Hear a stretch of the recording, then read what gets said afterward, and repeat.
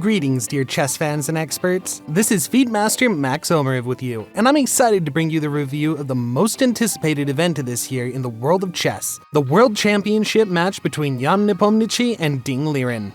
Magnus Carlsen has stepped down, as he no longer has the motivation to fight for the title of the world champion, because it's a grueling challenge. Several months of preparation, giving up entertainment, going out with friends, all for the sake of defending his title. Magnus no longer needs this, but these guys are hungry wolves who are ready to tear each other apart for the World Chess Champion title. Today, we'll be looking at the first game.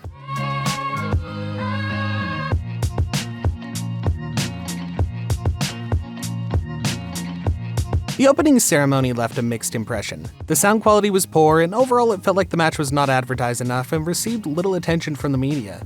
Perhaps this is partly due to politics, as a Russian is playing against a Chinese, but we're not gonna go into this topic. The drawing of lots was carried out by a robot, which pulled out a white pawn for Jan Nepomniachtchi, meaning that he starts the first game with the white pieces. And he didn't surprise anyone by choosing the move e4.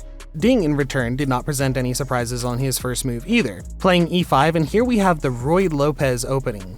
After bishop b5, a6, bishop a4, knight f6. This is a tabia. Bishop e7, but here after bishop e7, Nepo presented a real surprise. He played bishop takes c6, an extremely rare continuation. Much more often rook e1 or d3 protecting the pawn and preparing d4, or capturing the pawn on e5 is played. I mean, after bishop takes c6. In this case, bishop takes c6 looks like a loss of tempo because Jan could have done that a few moves earlier, going for the exchange variation of the Ruy Lopez, as Robert James Fischer loved to do. It seems that he wasted time, but in fact the move bishop e7 is not so good. After rook e1, the e5 pawn is hanging and needs to be protected. He should either play bishop d6 followed by the second bishop move or bishop g4. But after h3 and g4, he'll have to deal with the pawns. Alternatively, he could play knight d7, and that's what Ding Liren did. d4, ed. Queen takes d4, attacking the g7 pawn. Castling. Bishop f4. Jan makes lightning-fast moves, demonstrating his good preparation. Ding takes more time to think. You can pay attention to the clock readings. Knight c5. This is a carefully calculated variation. Queen takes d8 doesn't give anything, since black takes with a bishop to protect the pawn on c7, and this is an approximately equal endgame. So Jan plays queen e3 and queen g4. This move is the first rather serious inaccuracy. It would have been much better for him to play knight e6, attacking that bishop and strengthening the c7 square. Then you can play bishop c5, attacking the queen. Let's say the queen moves away. The black queen moves to e7. It seems that the c8 bishop is passive, but actually it is not so great at the moment. But in the future, we're ready to develop it to say through b6, bishop e6, or we'll play bishop e6, move the knight somewhere, and the bishop will come into play. The position is solid. Instead of that, Ding plays bishop g4, knight d4, queen d7. This looks logical in its own way. We've developed the bishop, the queen, and finished development. But after knight c3 and rook d8, Jan had a brilliant trap-setting resource, the move h3 that he missed. What's the essence of the trap? It seems that after queen d4, white plans to take the bishop, but he has a much more insidious plan. Knight d5. The queen hangs. Black can't take the knight because the queen hangs now. The rook doesn't support it anymore. What else can we do? On queen e3, knight takes e7 check. We capture this queen here, attacking the knight and the bishop hangs. Black is down a piece. In general, there was such a tricky resource there. Of course, after h3, black doesn't have to fall into this trap. He can play bishop h5 as one of the options, and then the knight can move to f5 without any problems. The bishop can't take it. If black plays bishop e6, in this case, white has a good move rook d1. Retreats are threatening. In general, white had a pleasant position, quite pleasant. But instead, Jan responds with knight f5, counting on one tactical nuance. Ding falls for this bait and plays knight e6. He was afraid to take the knight. But in fact, he could have taken it. After knight takes f5 and ef, the bishop on e7 hangs, and on rook e8, Nepo was counting on f6. In this case, you can't take the pawn because of queen takes c5. The bishop no longer protects the knight.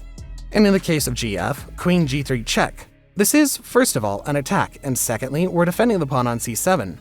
But there was the move bishop f8. Queen g3, g6, so it might seem that black's position is not so good. There's a problem on f6 and also the c7 pawn drops. Really, if you evaluate the position briefly, it seems that white has a significant advantage. But in reality, After bishop c7, there was the move queen d2, the most accurate resource. And here it turns out that white's first rank is weak.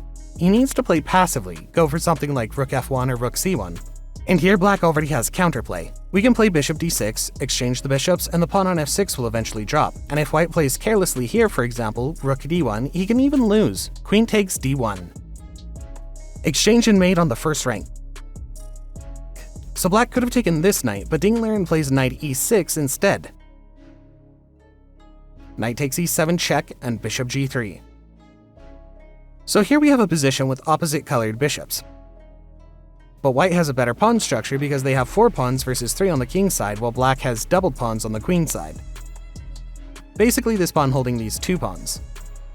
Bishop h5 played. This is some deep prophylaxis. f3, a strengthening move that allows us to play rook d1. The bishop no longer shoots this square. f6, h3. This is where the slow maneuvering game begins. Maybe h3 is not the most useful move, but the opponents are in no hurry. I think it would be a bit more accurate to play a3 so that the queen cannot come out to b4. Alright, h3, h6, king h2, bishop f7, rook d1, b6, finally Jan plays a3. Although the move f4 deserved attention here, but we won't dwell on it. a3, a5. And all the useful moves have been made. Everything is maximally reinforced and you want to show some persistence, some will to win. Take a little risk and play f4, f5, e5. But Jan didn't want to take risks, so he played knight e2. He aims at the f4 square, wants to exchange this defender of the c7 square and build up the pieces to put pressure on the pawn. Overall the move makes sense and had a certain effect. Black exchanges and plays rook d8, rook d3. Jan Nepomniachtchi tries to control the d-file. c5. This may be a somewhat imprecise move. He could have just exchanged on d3 and, so to speak, stood in place. Queen e8, for example, queen e7. It's unclear how white can significantly strengthen the position. Well, let's say he plays knight f4, then black may respond with knight c5.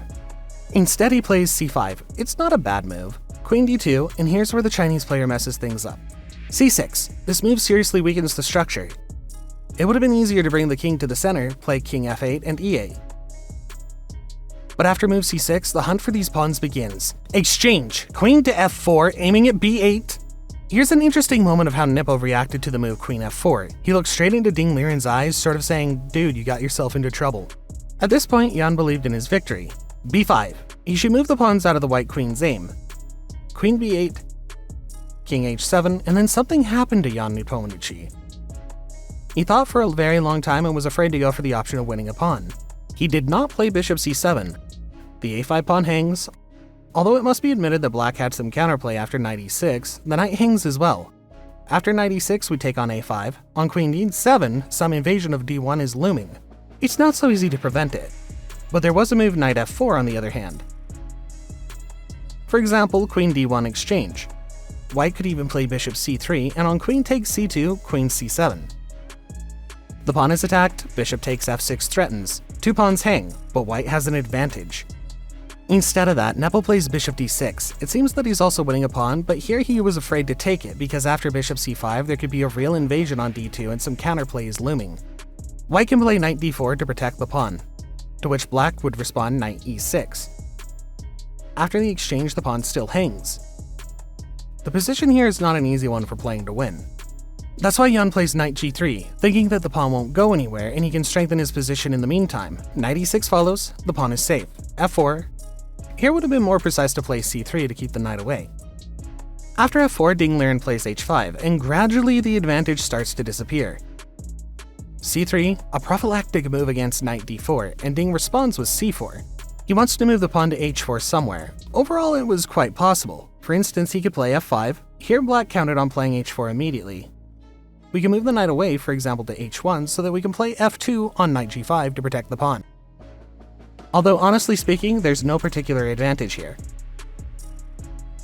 Instead, Jan plays h4, blocking the pawn. Queen d8, and here it turns out that visually, white has an advantage. It seems like he has a better pawn structure in space, but that's not enough to play for a win.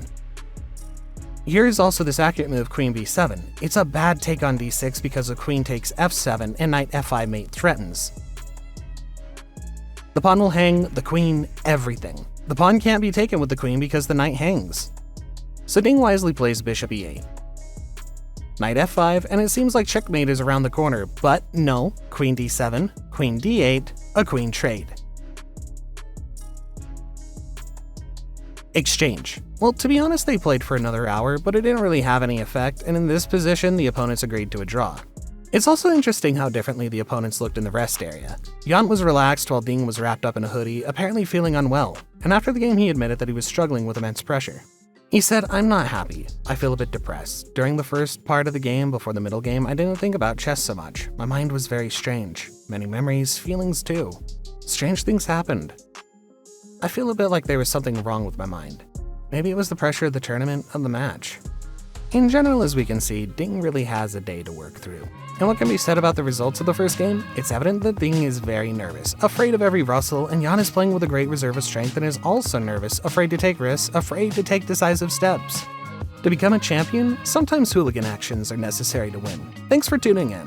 Please subscribe to the channel if you haven't already. Also, give this video a thumbs up and make sure to hit the notification bell to stay up to date with all the latest videos. I'll be continuing to cover the games from the tournament, so stay tuned for more exciting content. Keep playing and studying chess, and I'll see you soon.